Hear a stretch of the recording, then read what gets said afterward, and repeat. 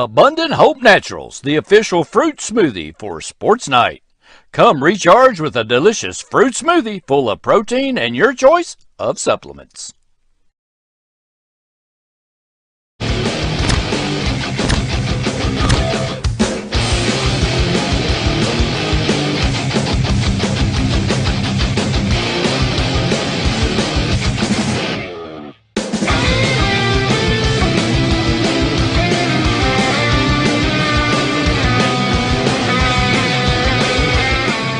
Find out the latest Madison County sports information from Richmond Register sports editor Nathan Hutchison, coming up next. Madison County Sports Night is brought to you by Total Comfort Heating and Air Conditioning. Let Total Comfort keep you cool or warm this winter. Call for service or for a free replacement quote. Wynn's Auto Detailing Service. Snappy Tomato Pizza. Pizza. Metronet Fiber and KYmedia.net.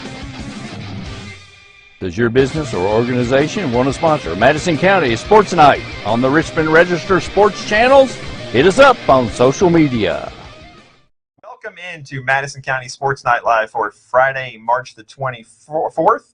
And soggy day here in Madison County. And, of course, when it's raining and it's the spring, that usually means lots of cancellations, and we don't have anything to report to you high school sports today because everything got rained out. So we do have some stuff tomorrow on the schedule. We'll get to that in a little bit, but we wanted to give you some content tonight, regardless of the fact that there was nothing today to tell you about. So earlier today, Randy and I got a chance to speak with Sam Herder from Hero Sports. He is the national FCS writer for that fine organization, and what we really wanted to talk to him about was the state of kind of FCS football and the possibility of the newly merged ASUN WAC conference going up to FBS football and kind of what the possibilities there were.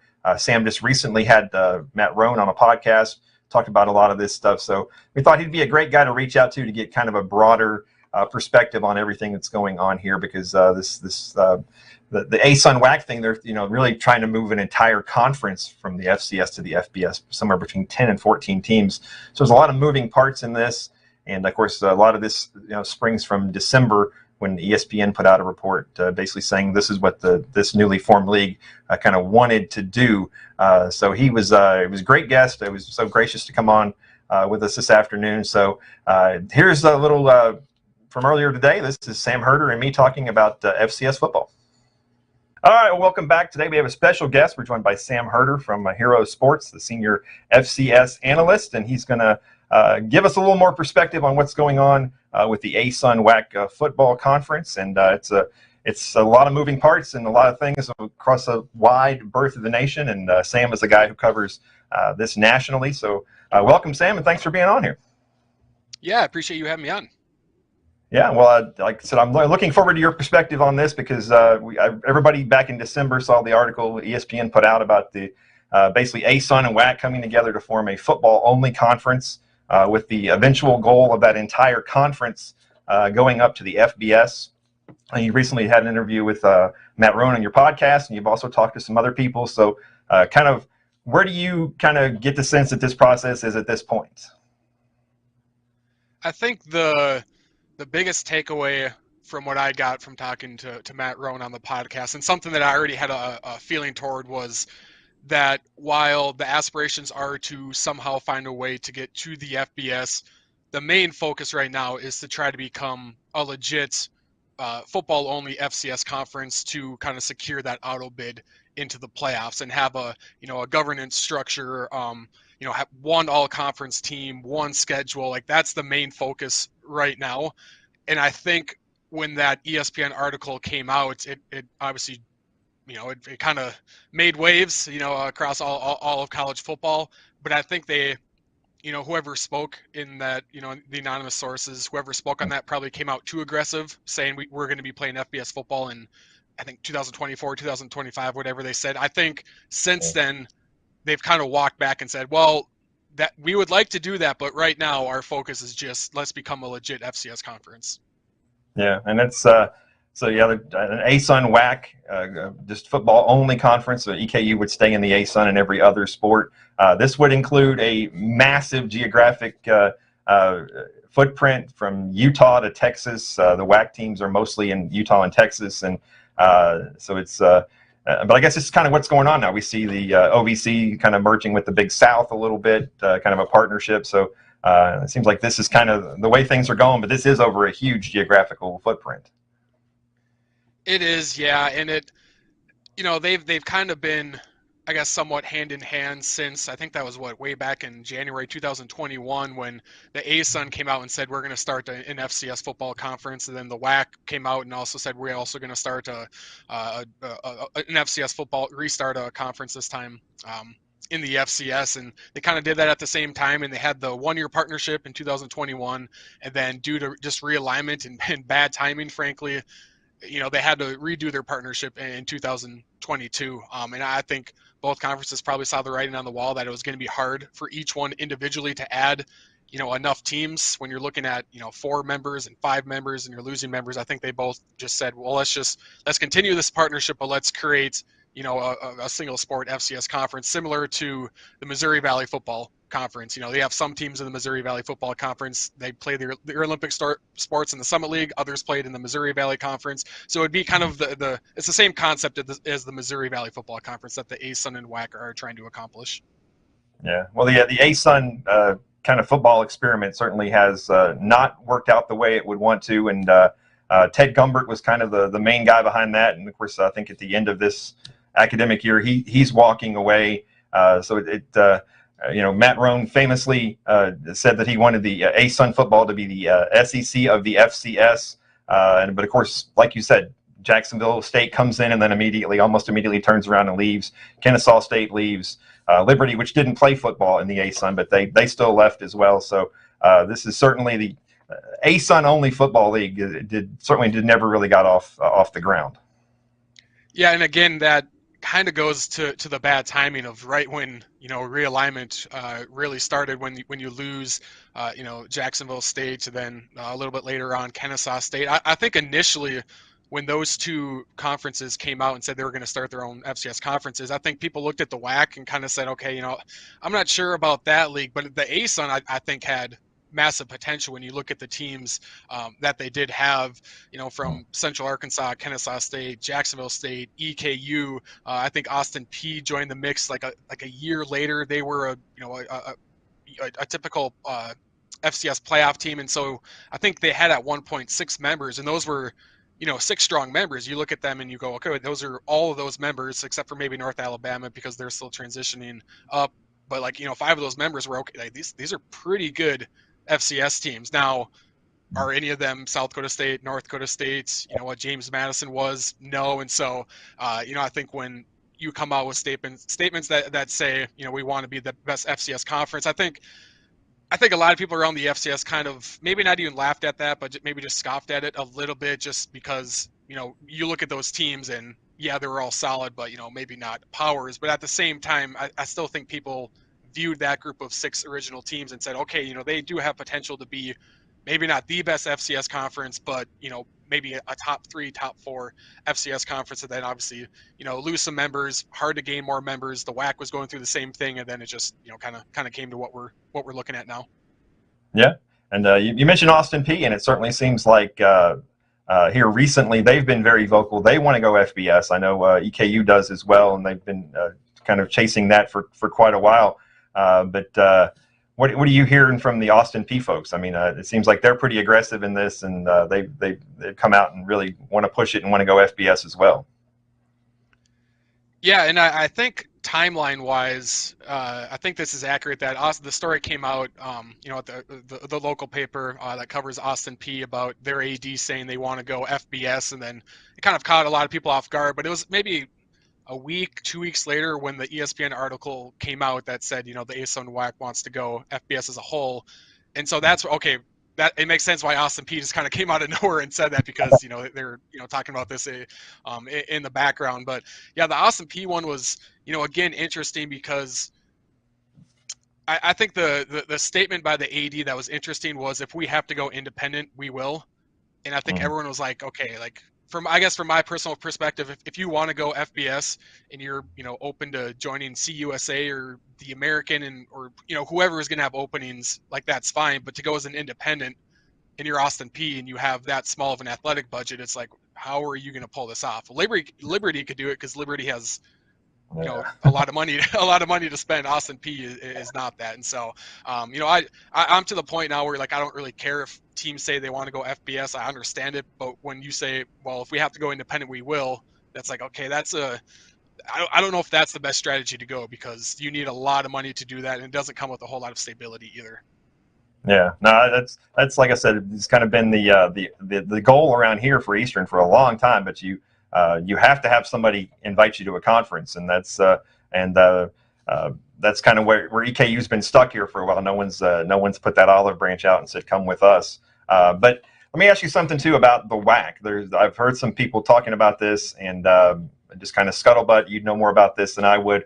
The WAC is grandfathered in, that they somehow could get back up to FBS because they were an FBS entity at some point. Is that a legitimate thing that they can be grandfathered in and come back and be the 13th FBS conference? Yeah, I think that might be that one of the angles the ASUN WAC is trying to take. Just the fact that the WAC was an FBS conference at one time. I think the issue with that is if you have the ASUN WAC, football conference, that's not really the WAC, conference. And so I think that might be a hiccup there where, yeah, the WAC once was an FBS conference, but the conference that wants to move up to the FBS isn't, necessarily the WAC. It's the ASUN WAC, and it comes with members that are full-time members elsewhere, and they're only playing football in the WAC. And so I think that could be maybe the pathway that they're trying to push. I just don't know if how realistic that would be. Yeah. Well, tell people a little bit more about the other side of this, the WAC. Who are going to be the WAC teams, and kind of like they're all pretty much, but Utah and Texas, right? Pretty much.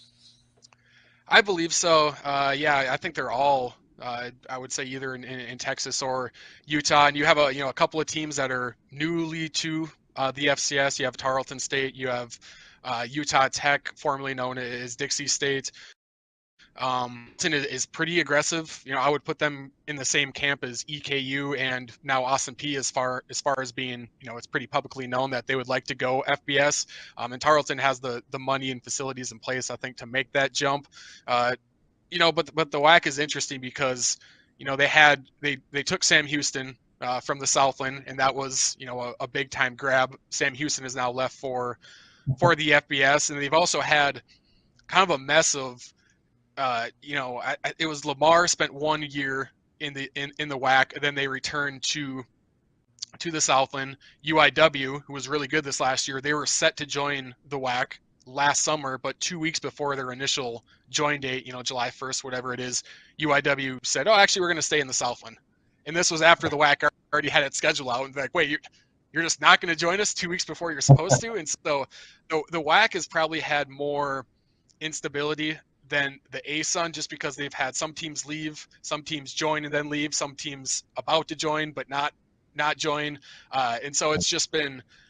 I don't like realignments. I think it gets ugly, and the last thing you want is all of a sudden, you have a lot of teams that don't know if they're going to get an auto bid into the playoffs because they have 3 other members in their conference, and that's why you see the Big South OVC Association, you see the ASUN WAC partnership, and it kind of just gets messy as far as like how the ASUN WAC handled their auto bid into the playoffs. It didn't, and I tweeted it too, like all respect to those programs. I just felt like it was kind of a kindergarten way to go about getting an auto bid, and it just doesn't feel like Division I football when you're kind of making up rules as you go and say, all right, we're gonna have a partnership now. We're gonna have 2 different conference champions. Whoever has the power ranking that goes in the playoffs.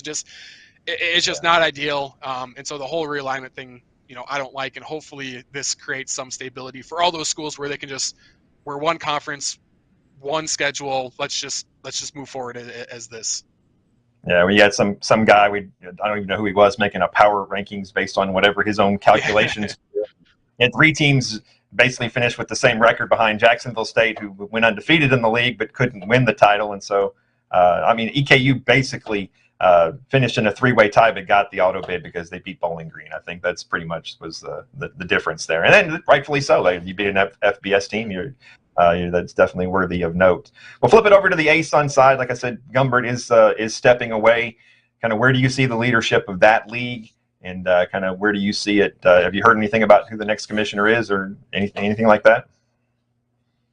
At the top of my head, I can't remember if they've named a new commissioner or not. And right now, I don't know how they're going to, because Oliver Luck is the executive director of the ASUN WAC.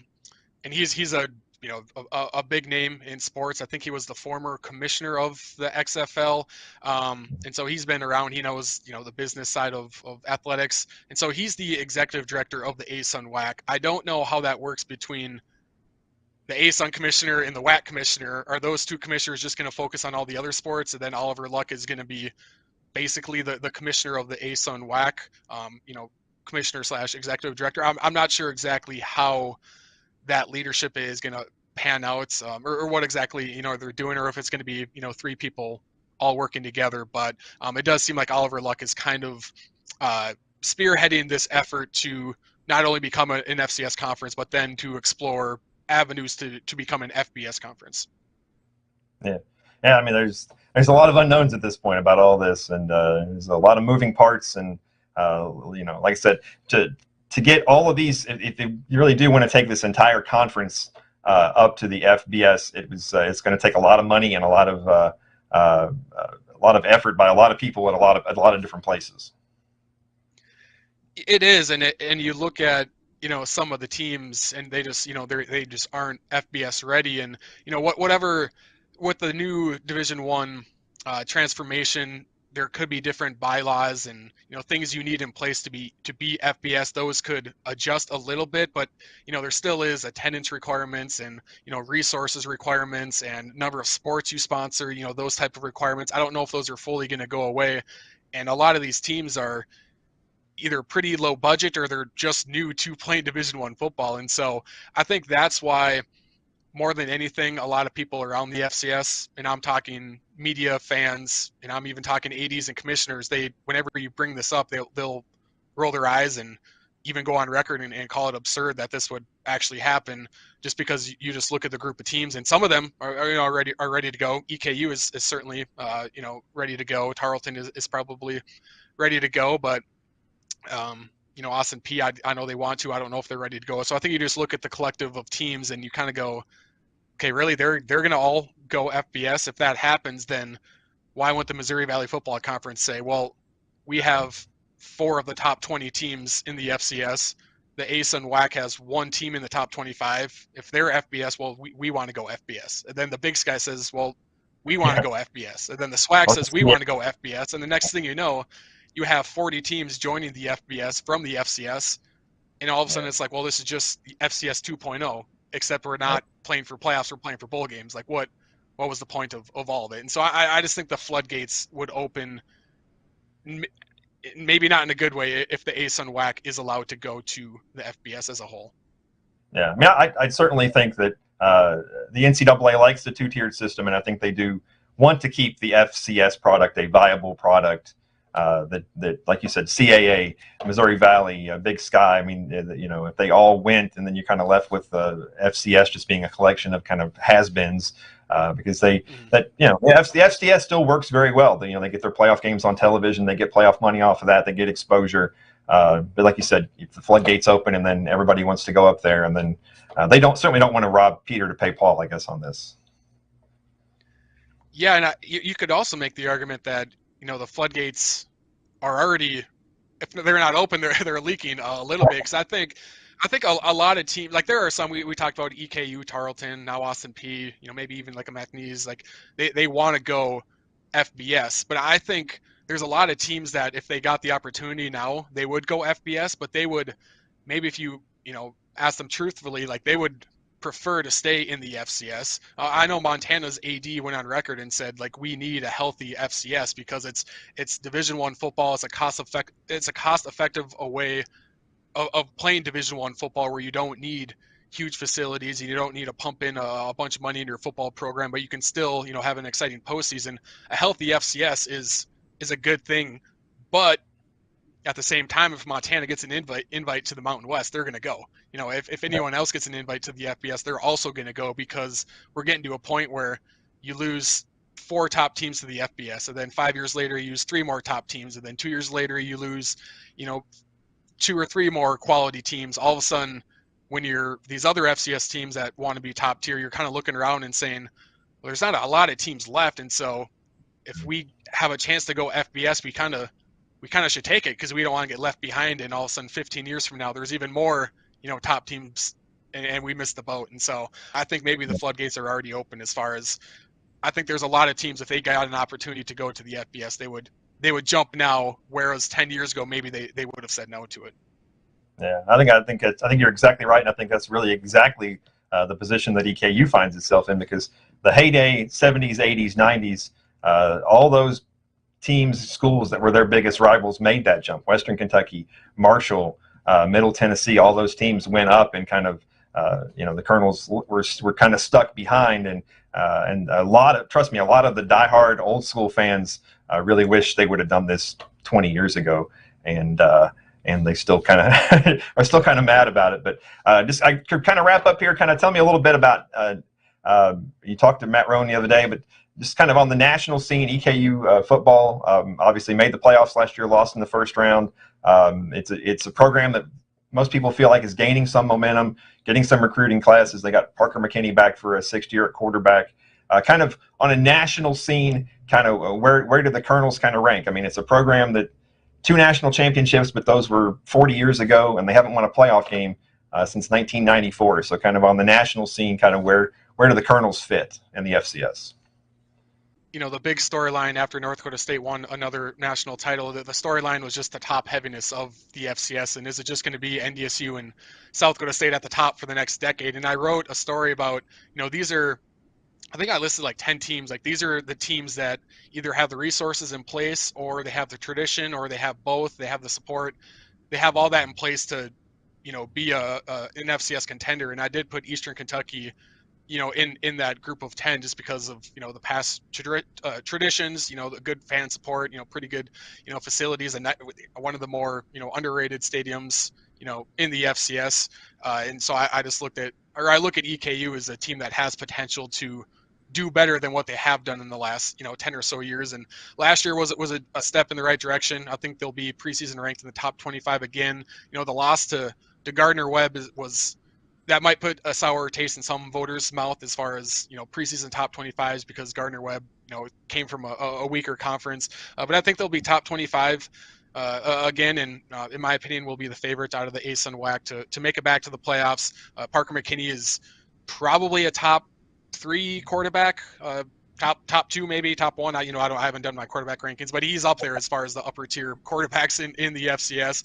I just think EKU has, like I said, potential to do more in the FCS. And I think that's kind of the thing too that might rub people around the FCS the wrong way. It's, well, if you believe you have the resources to go to the FBS and you're going to fund your program to go to the FBS, well, in the meantime, can you, become an FCS power? You know what I mean? Like, if you're all ready to go FBS in the meantime, compete into the quarterfinals and the semifinals, and put more money into football to come up with success. So I think, more than anything, that, that's it. If this group of ASUN WAC teams want to fund football more and they have high aspirations, I think that's great. But, even if they don't make it to the FBS, hopefully, they get to a point where they still are funding football in a strong way, and they can become more nationally relevant on the FCS national scale. Yeah, the cynic would certainly say you're so obsessed with going to FBS and you haven't won an FCS playoff game in 28 years. Then it would be like baby steps. It's like Western Kentucky went up right after winning a national championship back in the early 2000s. So the cynic would say that. We're not cynics here. We're not going to say that. But herosports.com is the place to go to get all the FCS news. You guys do a great job covering that. You got a whole staff full of people. Tell us where we can get a hold of you, all your social media sites and all that stuff. Yeah, I'm pretty active on Twitter at Sam Herder FCS. And so if you want, I guess, a more national FCS feel, give me a follow there. I kind of just, look at everything from a 500 foot view, and so I couldn't tell you who X team's starting center is going to be next year, but I can kind of give you like a 500 foot view of these are the projections of this team, and here are their star players, and so kind of just covering things from a national level for the FCS. Yeah, all right. Well, you do a great job, and we appreciate you coming on here, and we appreciate a bigger perspective on this, because we obviously look at it just kind of through our little EKU lens here, and it's obviously nice to broaden that out and kind of get a little deeper look at this and get some more perspective. So it's going to be very interesting to see what happens in the next couple of years as this all plays out. Yeah. I think it's one of the more fascinating storylines in the FCS, off the field storylines, and so it'll be interesting to follow. And I'll try to follow up as well, see if I can get any more updates as far as how they're doing in the process of becoming a legit FCS conference. All right, well, everybody go follow them on Twitter and check out the great stuff at Hero Sports. They got a whole staff full of people. It's a great organization, and I remember I've been around long enough that remember when you guys started that thing, and at first everybody's like, what is Hero Sports? What is that? But it's grown into a real legit thing with its own top 25 and everything, and it's basically FCS football. That's the place to go if you want a national perspective on things. So, Sam, once again, appreciate your perspective, and appreciate you taking some time on a Friday to talk to us. Yeah, this was fun. I appreciate you asking me to be on. All right, well, take care. We'll see you soon. All right. Well, I appreciate Sam taking some time to talk to us today. Really a great source of information. Like I said, he sees this from a totally different perspective than we do here, just covering it locally and looking at the EKU aspect of everything. So very much appreciate his perspective on things and his knowledge. And like he said, it's going to be very interesting to see what happens moving forward. It is definitely one of the big storylines in FCS football for the next coming years or so. So a couple things I wanted to say here at the end. I want to give a shout out to the folks at Campus Warehouse. I'm wearing this really cool shirt here that you see, the stacked tape cassettes there. You see Springsteen and all kinds of Duran and Tom Petty and everything. Saw this. They put this up on their Facebook page last night. This was a new design they had in, and I ran right over this morning and bought one. $14.95. That's an unpaid endorsement. Don't send them a bill, Randy. Don't send them a bill. I know how you like to send people bills. But no, the folks at Campus Warehouse are awesome. And I just wanted to give them a little shout out for this really cool shirt. And they got a lot of cool stuff over there. They're right next to B-Dubs over in the Richmond Center. Once again, unpaid ad. Don't bill them, Randy. So, and another thing, and this is, I must admit, this is really cool, but I had nothing to do with this. So I want to make sure right off the top of the bat before I show this thing that everybody knows that I really had nothing to do with this. But we here at the Richmond Register are part of the Community Newspaper Holdings Incorporated Group, CNHI as we like to call it. They recently had their awards, their company awards, and due to the fine work of Ricky Pryor and Taylor Six and Blake Vickers in our newsroom, we got this amazing trophy for public service. And look at this thing. I mean, this is ridiculous. This thing weighs like 30 pounds. It's gigantic. So I had nothing to do with this, to be completely honest, but I'll show everybody the award. So I don't want people to think it's like I did this or something, but this is a really cool thing. And later tonight there may be something in here that maybe. You should walk down the street. Just walk down the street. Okay, so I think I may head over to Charlie's place and maybe enjoy somebody. That'd be cool. If you know, you know. If you don't, you don't. So. But no, this is cool. Like I said, it's really, like I said, that's our newsroom people. Seriously, I didn't really have anything to do with that. But congratulations to those guys, and it's a pretty cool trophy for those guys. So. Excellent. All right, Randy. Well, like I said, let's look ahead to tomorrow. I do have some stuff on the schedule, of course, if the rain stops. And so we'll see about that. Now, I know one thing for sure is going to happen. The Madison Central Tennis Invitational has been moved indoors to the Greg Adams Tennis Center. They will start at, I think, 11 a.m. tomorrow. I know Model's in that, Central's in that. I'm not sure how many other teams are in that, but I know at least Central and Model. So lots of local kids will be playing in that event tomorrow. Everything else that's on the schedule here, I guess, is weather depending, but I do have so as far as softball goes, Berea Community is supposed to be at the little triangle event over in Lincoln County. Madison Southern is supposed to be at a tournament down in Somerset. All four high school baseball teams are supposed to be in action. Berea at Lee County, Madison Southern at Western Hills, Model at Bellevue, and Breathitt County at Central, and also Connor at Central. That's the IHOP Tomahawk Classic. So it'll be Breathitt and Central at 11, and then Connor and Breathitt will play in between that, and then Connor and Central will play at 4. Then you also have like I said, the Madison Central Tennis Invitational. EKU baseball is at Kennesaw State, and EKU softball is at Kennesaw State. So all that's on the schedule for tomorrow, and we'll see how much, if any, of that gets in besides the tennis. So it's this time of year, man. It can kind of go like that. So it is what it is. But once again, thanks to Sam Herder. Thanks to the folks at Campus Warehouse. Congratulations to our news department. And I'm going to take you out today with a song off one of the tapes on here. We're going to go with Tom Petty, Full Moon Fever. Oh, and this is the Zombie Zoo. The Zombie Zoo. I'll turn it up so you can hear it, though. So. Around the street.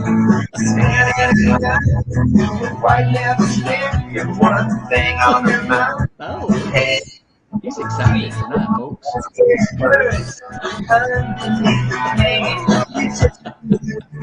It's like the Stanley Cup or something, isn't it? I know, It's, like, it's as big as the Stanley Cup. It's massive. I hope everybody has a great weekend. We'll see you Sunday. We'll have a complete recap of the week that was in Madison County sports. We'll also have the free throw shooting contest highlights. Oh, that's right. We're going to replay Sam on there as well. So Sunday night, 9 o'clock, check us out. So as always, though, whatever happens tomorrow, look on social media. I'll keep you updated the best I can. So have a great weekend, folks. Appreciate you guys watching.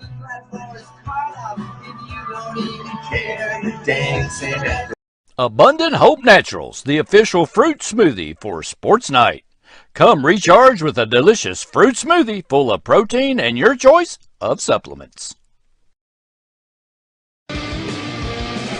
Madison County Sports Night is brought to you by Total Comfort, Heating and Air Conditioning. Let Total Comfort keep you cool or warm this winter. Call for service or for a free replacement quote. Wynn's Auto Detailing Service. Snappy Tomato Pizza. Pizza. Metronet Fiber and KYmedia.net. Does your business or organization want to sponsor Madison County Sports Night on the Richmond Register Sports channels? Hit us up on social media.